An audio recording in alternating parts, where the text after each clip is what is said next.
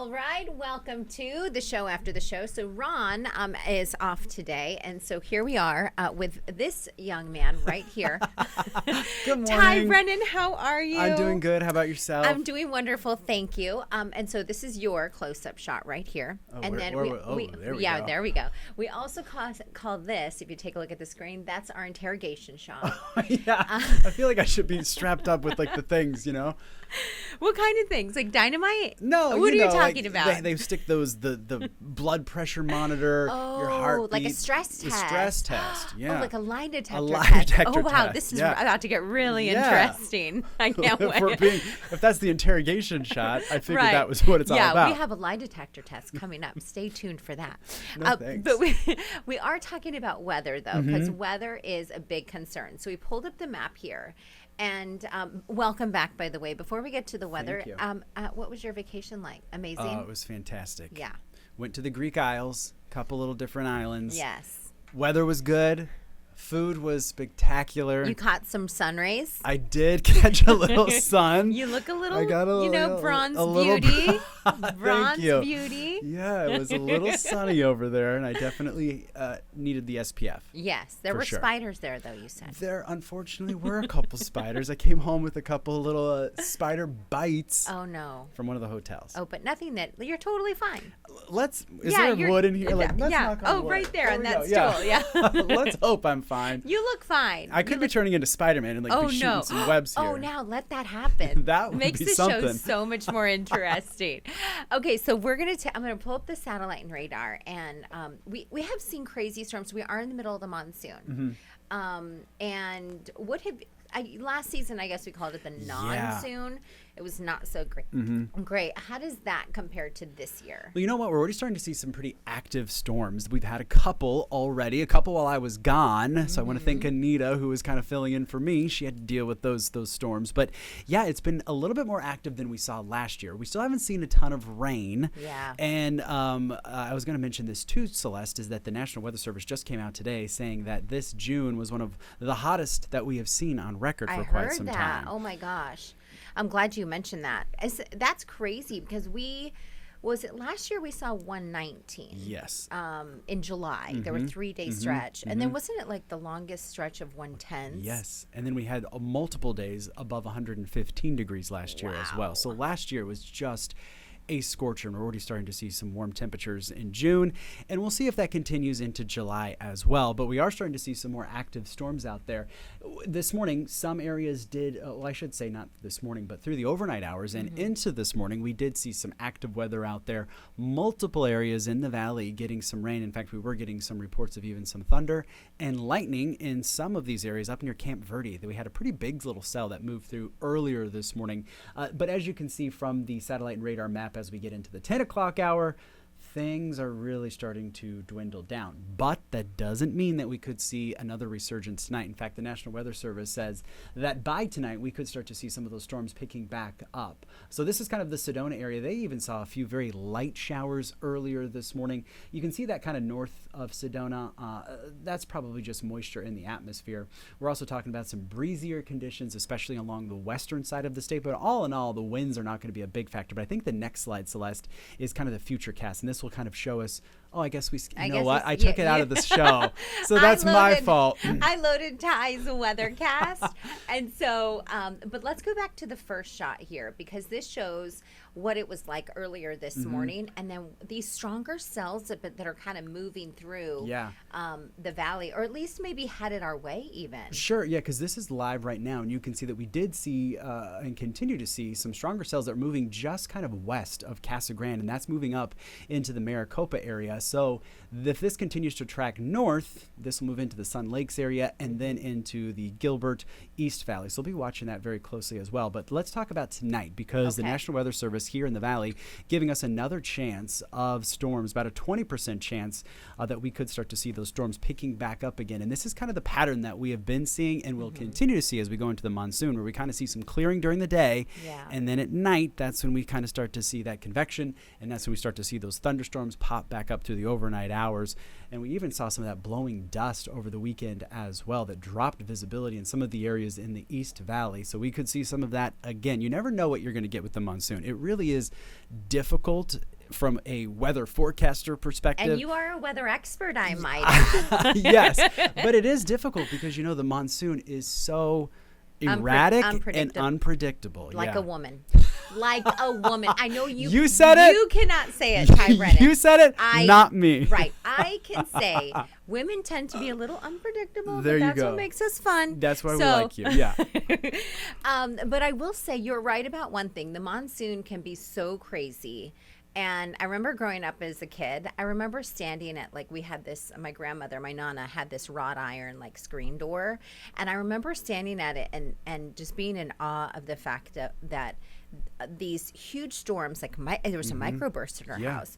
And then you had the thunder and the lightning, and it was just this crazy storm. The odd thing about monsoon, which I don't know if a lot of people recall, or maybe you're new here for the summer, is that in the afternoon hours, like you mentioned, so we're going to see some of these storms as we've seen, right now up in the high country, Camp Verde, Rim Country, Holbrook. Those are kind of dwindling off to the northeast, and then they'll fade. Yep. But it's in those afternoon hours that you're right. It's very unpredictable because you can see these cells start to pop up, and we really don't know where it'll happen. Yeah, exactly. And you never know how strong they're going to be either. I mean, last year we called it a monsoon, but we did have that massive storm that moved through kind of late in the monsoon that really decimated the airport, the Yes. Mesa Gateway Airport. You're right. We saw those straight line winds come down, caused a ton of damage. We're talking millions of dollars damaging planes, some of the hangars there.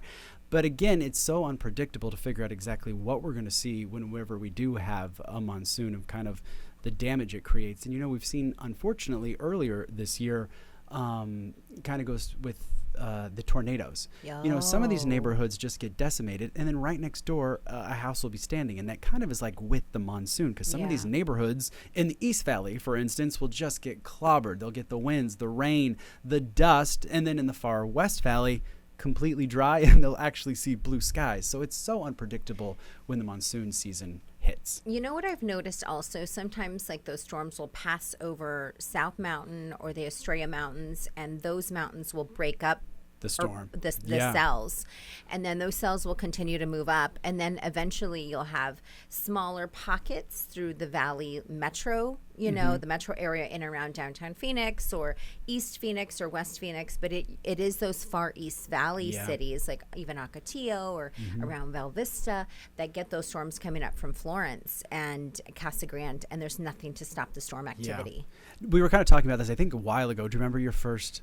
I mean, because I'm fairly new to the Valley. I've lived here 11 years, but I remember my very first monsoon storm that they sent me out. I was working night side, and they're like, there's a massive dust storm coming up from the south. Yes. So me and my photographer, I remember this like it was yesterday, because it was the craziest scene that I had seen since. This is as far as weather. It was like your initiation. Yeah, and I was like, what have I gotten myself into? And I saw this wall of dust coming, and I asked my photographer, who's been in Arizona for quite a while, I was like, is this safe for us to be driving through this? And he's like, well, that's what we're doing. We're going to go storm chasing. And I just remember seeing this giant wall of dust coming right for us. And as soon as you get in it, the visibility does drop significantly. And that's why they always say, pull aside, take your foot off the brake, so your lights are not shining. Turn your lights off. So that you're not following other people, so they don't rear end you. But it was just a wild scene. I remember just thinking, where am I? This is unbelievable. This is crazy. This is crazy. Welcome to Arizona. It was quite the welcome to Arizona, I'll tell you that. You know what it's like, too? I feel like you're from Park City. So we were in Park City last year, I believe, in the winter, and there was a blizzard. And, of course, we wanted to go out and grab some dinner.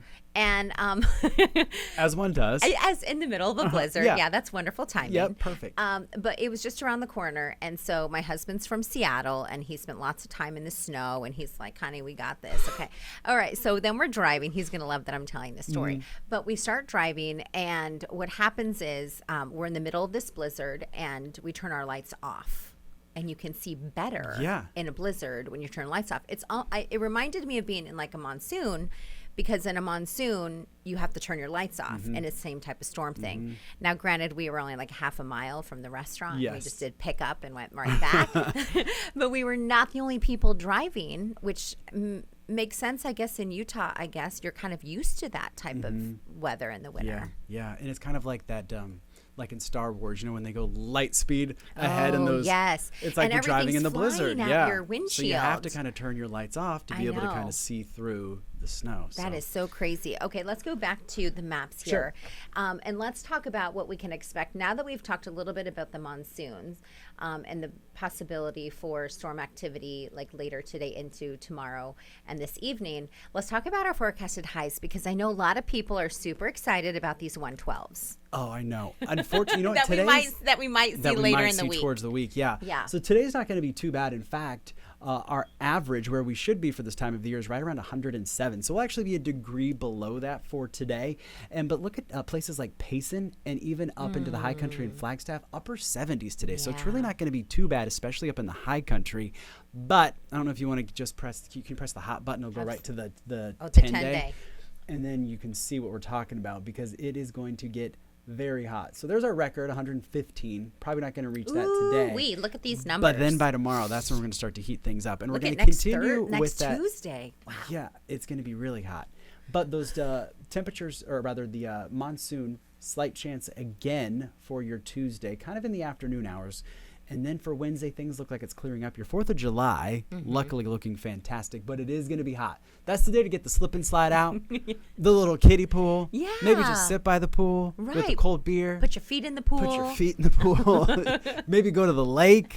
Wear a hat. Yeah. You have to wear a hat. You've got to have the sun protection for sure because those UV rays. Go to the Salt River. Oh, yeah. I've never done that. Okay, it's time. Have you done it? Yes. Multiple times? Yeah, it was in college. Okay. Whoa, so you're due again. If it was in college, you're due to go again. A great story always begins with when I was in college. Yeah, like we have so many ways to stay cool when you think about it, I guess. You can, we have lots of lakes. Have you been to any of our lakes here? Well, I've been to Lake Pleasant multiple times, but only once actually for recreation, where we rented a boat and hung out. Yeah. The other How times, was that? It was so fun. It was beautiful. Do they have that boat now with the hot tub in it? Oh, yeah. That would not be a good idea. No, I feel like what's kind of an oxymoron in Arizona to sit in a hot tub. Maybe it'll be cooler. Yeah, maybe they should do like a cool tub. Oh, like a cold plunge. Now we're thinking. This is where great ideas happen. We're spitballing some $1 million ideas here. So if we're not here tomorrow, it's because someone bought our cold plunge floating pool idea. Yeah. Nobody out there get the idea without calling us first. I think we have an email. What's our email again? It's Fox10Talks. I didn't know we have an email. At fox.com. Oh. Yeah, let us know if you want to help. Maybe you want to be our investor. There we go. What is that? A Shark Tank? I feel like we're on an episode of Shark Tank right now. Shark Tank. Yeah. What's the guy that owns that basketball team? Mark Cuban. Mark Cuban. Yeah. If you're watching Mark Cuban, let us know. Please. We're starting at like 20 million. For our at the idea. baseline. Yeah, up the baseline. Hello, you need 10, I need 10.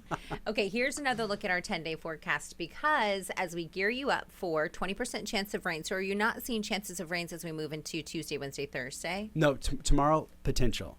Small potential. Small potential. Yes. But those higher elevations east of the valley probably going to have the best chance, but we have a very slight chance here in the valley for Tuesday as well. But it looks like Thursday, 4th of July, looking fantastic. So those fireworks shows, not going to have a problem. So that's, I think a lot of people were worried about that. But it is going to be hot. What do you like to do when it's monsooning? Do you have like a favorite thing you like to do? And this, just because I do the weather here. Yes. I like when the monsoon hits, when I'm at home on the weekend. Yeah. Not when you're here at work. No, because I love the monsoon. Yes. And it's so fun just to kind of sit inside, listen to the rain, watch the wind whip through. Yeah. I just kind of like enjoying it. Because when you're at work, it's kind of, you have to be on your toes. It's a lot of work. But I love Arizona inclement weather because it is just so wild. It's so unpredictable, as we were mentioning. And we don't get much of it. Yeah, we don't get it. So when we have kind of weird weather around here, I do love it. But I got to say, it is fun sometimes just to sit at home and watch those storms roll in. We had a microburst hit our house one monsoon. And that's not fun. We were out of power in our neighborhood. Our neighborhood was out of power for 5 days. Oh, wow. And so it was crazy. Imagine no lights in your neighborhood for 5 days. Fortunately, we have a gas stove so that I could still cook and things like that. Did you guys stay there? For a few days. Oh, this was in the winter or the summer? No, for the summer. Yeah, it was monsoon. Oh, crazy. We got to take a quick break. Ty, thank you for joining. Oh, thanks for having me. This is fun. All right. And don't forget, I want that cut of that money if we get an investor. Okay. All right. We'll be right back. 2 minutes. Welcome back, everyone. All right, you are looking at Fox 10 Talks at fox.com. Ron Hoon is not in today, but we are hanging out and we're covering weather. We just had Ty Brennan in telling us about the weather activity that is going on. I'll give you a quick glance there at one of our video streams, and a beautiful spot. It's one of our mystery cams around the country. But let's continue our discussion about our monsoon coverage here locally. And I thought maybe we would bring up a couple of different, let me go ahead and pull these in, a couple of different pictures that many of you have shared. So let's go ahead and start with this one. Debbie Wallace, thank you for sharing this photo. So as we take a look at our activity here with Monsoon 2024 all around the state of Arizona, earlier, just about 10 minutes ago or so, Ty and I were speaking about the monsoon and kind of the direction that some of these storms were moving to the northeast, and this is up in Rim Country. So Debbie, thank you so much for sharing this photograph on our Fox 10 weather app. You can do that, everyone, if you're watching, and you can share it there. So it's on the rim on Military Sinkhole at the parking lot there, and she shared the video, but of course we are just doing pics here. We can't do video just yet, but it's a beautiful shot, and you can see that sun in the distance. It's a gorgeous image. So Debbie, thank you so much for sharing that picture, and of course, if many of you want to share your picture, you can as well. Here is a shot from Gilbert, Arizona. So our higher elevations, they tend to see a lot more activity in the high country when it comes to our storm activity, like Debbie's photograph right here. And it really makes for some just gorgeous mornings and evenings and much cooler temperatures. There is a reason why so many people here in the valley actually escape. They escape the valley during the summer months, and many of them tend to head up to our higher elevations, and in areas like Payson and Pine Top Lakeside, and many of them head up towards Flagstaff and even towards Prescott, many of them, which is only about an hour and 20-minute drive. So Debbie, thank you so much for sharing that photo. Here is one from Gilbert, Arizona. Thank you to Chris Reddington. Chris, thank you so much. This was an image from his backyard last night. One of the things we were talking about earlier this morning is that the eastern portion of the valley gets so much more rain activity, storm activity, microbursts. Like, we will see just huge trampolines picked up from the fierce winds that the monsoon creates. And then those trampolines are taken, maybe to the next even neighborhood over. I mean, it is pretty wild. We just don't have the mountain ranges out south of them, other than the sandtans, of course. But and like when you're talking about Gilbert, where Chris lives, this photo here that he took in his backyard, there isn't a lot to stop those storm cells from moving to the north. So you see the puddle there in the middle of his backyard gathering because of all the rain and those heavy raindrops. So Chris, thank you so much for sharing this picture. He shared it with us on our Fox 10 weather app, and we were able to pull that and share with so many of you at home. Let's move on here to our Fox 10 photo of the day. Mac McLean. Mac, thank you for sharing this photo. This is not necessarily from the storm activity, but you see some of the clouds up there. Mac took this up in the White Mountains, and so we have so many great spots to explore. Like, if you're getting sick and tired of all the heat here in the valley, it's nice maybe to take a day trip up to areas like Show Low or Pine Top Lakeside, Heber Overguard. One of the prettiest lakes that we have in our higher elevation is called Woods Canyon Lake, and as someone who grew up in the Phoenix area, I grew up in Tempe, Arizona, we would go up to Woods Canyon Lake, and they have a lake just like this, and we would camp every single summer for like 2 weeks at a time. It was so I loved it. I thought it was so fun, and we would drive up, the 87 State Route 87 from Phoenix to Payson, grab something at Mickey D's there on the corner, and then turn right on State Route 260, and that takes you right up to the White Mountains, and it's a beautiful drive. Or maybe you want to go up there and go fishing. I think they've actually expanded the entire camping area there at Woods Canyon Lake, but it's one of the most popular that we have here in the state of Arizona, especially up to the White Mountains region. So that concludes, of course, our monsoon coverage. But I wanted to move on to a couple of talkers that we have this morning for you. Let's move on to this. We know inflation is crazy. We know all of us are spending more at the grocery store, at the gas station, you name it. But this guy is finding an interesting way to make some cash. Let's say your kids are grown or your kids don't play with their Legos anymore. This man, he's in New Jersey. He's 35 years old. His name is Shane O'Farrell. He has made, wait until you hear this number, he has made $500,000 through buying and selling Lego sets. Some of them are so old that they've gone for hundreds of dollars. So one example that he gave was a Lego set he bought for $60 before it was retired. So let's say you have a Lego set and it hasn't opened, or maybe your kid barely opened it. Well, he held on to it, and then when it was retired, he went online, sold it for $350. So the man says, of course, I mean, my husband and my family will tell you that I'm a bit of a pack rat and I need to work on that. But if you have a place to store these Legos, you have to wait. It takes patience. But so far it's paid off. And he says his love of Legos dates back from his childhood in Ireland, which is amazing. That is so great. So it's just one way, make a little bit of extra cash these days, of course. All right, on to the next one here. And these are some big time talkers that folks are chatting about. So here's another one. This actually happened in North Phoenix. We're talking about calf roping. And I'm not going to take you up to the Roadrunner up in New River. That's not what I'm talking about. They really had a rodeo there and like bull riding over last weekend, which was so fun. But listen to this. A rodeo gets brought to a neighborhood, and this is near the I-17 and Carefree Highway. So this is in North Phoenix.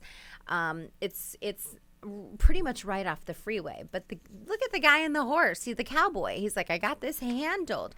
So this viewer video, Jody, thank you so much for sharing it with us.